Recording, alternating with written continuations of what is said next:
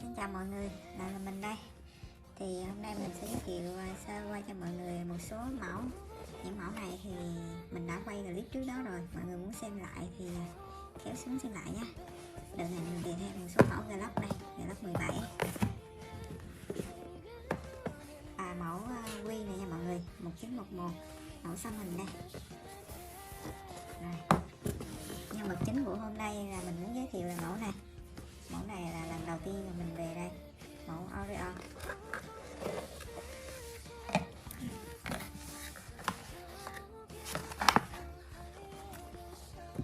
Cái màu cực kỳ đẹp mọi người. Đây, cái màu nâu nâu cực kỳ đẹp, cực kỳ đẳng cấp. Để mình mở cho mọi người coi nha.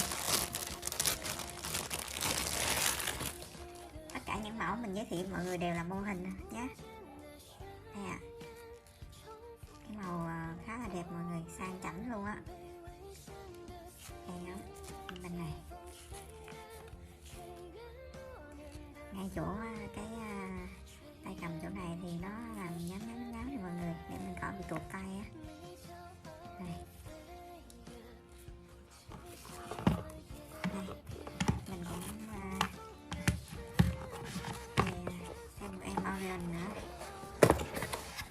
Cái này là màu khác, hai cái cùng màu luôn mọi người.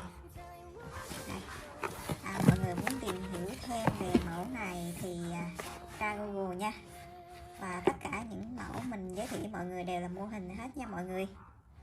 Rồi, bye bye, hẹn gặp lại mọi người clip tiếp theo nha.